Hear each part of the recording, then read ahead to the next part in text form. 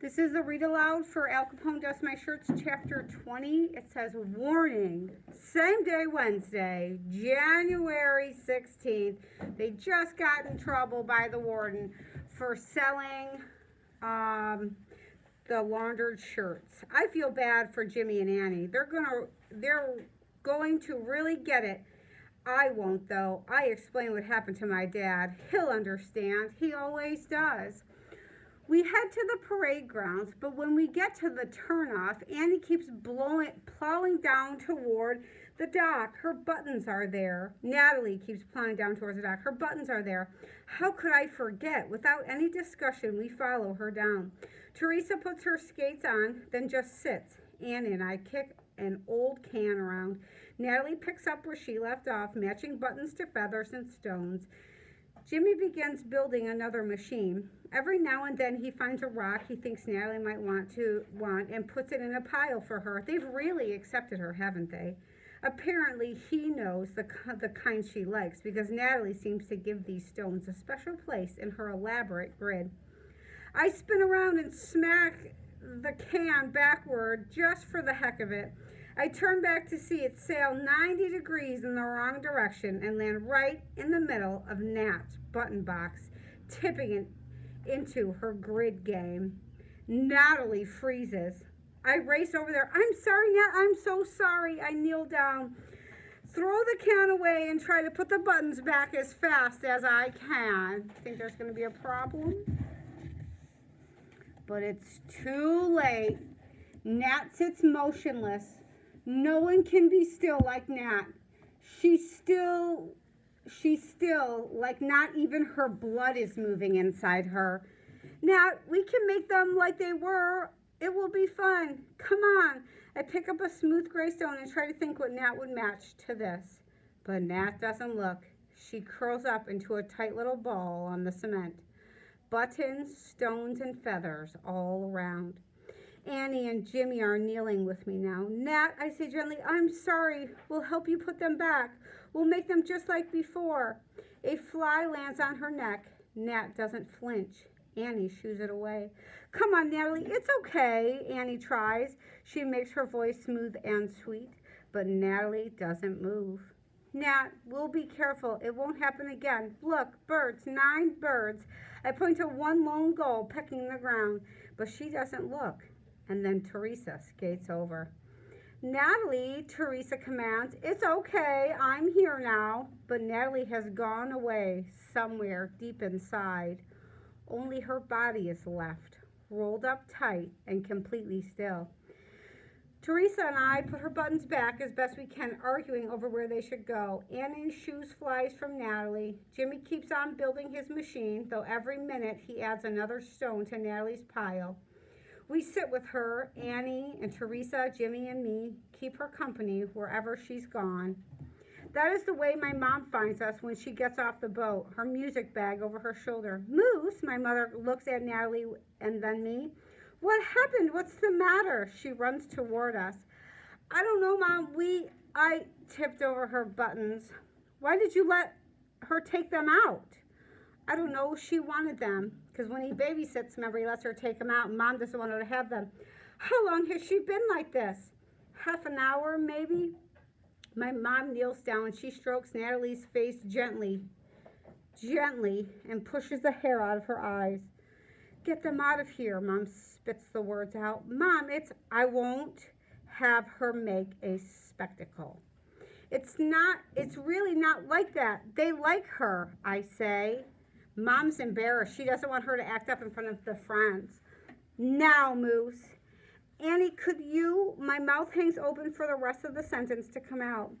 Annie looks at my mom and Natalie. I see in Annie's small blue eyes that she understands.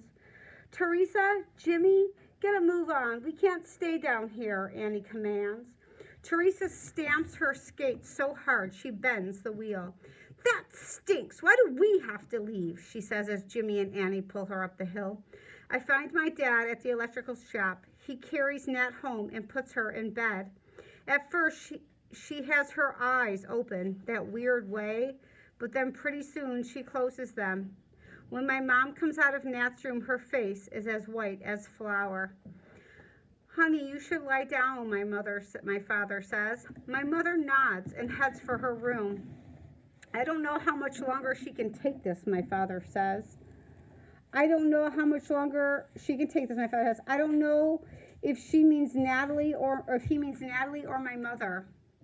When Mr. Trixel knocks on the door, my mom and Natalie are sound asleep. The set of Mr. Trixel's jaw and his formal military nod makes me wish more than anything that I talked to my father about what happened with the warden before he heard it from someone else. Too late, he and Mr. Trixel are out the door. When my dad comes back, he chomps his toothpick hard and angry. Moose, he motions with his head like I should follow. We go down to the dock and around to the southern tip of the island, past the 16-foot sign that says, "Warning, persons procuring or concealing escape of prisoners are subject to prosecution and imprisonment." Jagged lines of orange and pink carve up the sky. My father throws a stone in the orange-tinted water. "Please tell me you didn't know anything about this," he says. I open my mouth to explain how it wasn't me. Then his words register in my brain. I close my mouth. He closes his eyes and shakes his head.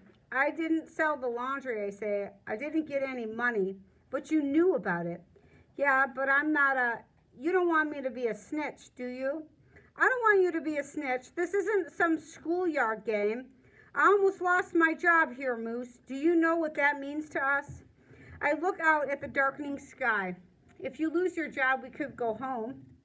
Uh-oh. Is that what you think? That we can waltz back home?" he snorts. "We could live in our old house and you could work at Sam Jensen's Electric like you have my whole life." Sam's got a new guy working for him, and some other family lives at 2828 B Montana Avenue. That isn't our life anymore. It isn't our home. We live here, and if I lose my job, who knows where we'll live. Check out the lines of men looking for work someday, Moose. Dad, I will not hear what my own son is doing from Darby Trixel. Do you understand me? You know what I said to him? I said, "Oh no, Moose would never be involved with something like this. He would tell me." "Well, I was going to, but then it was such a bad day today with Natalie." "I don't mean after the fact, Moose." He stares at me. I stare at the dark ground. I've never seen my father like this. Dad's upset. However, Moose doesn't even get to see his dad because he works so much. "I want your bat, your ball, and both your gloves. I'm going to keep them for a while. I haven't decided how long, and if anything like this happens again, it will be for you. That will be it for you and baseball." "Dad, come on." The words crawl out of my throat. "I won't have this. You're treating me like I did everything wrong. It's not fair.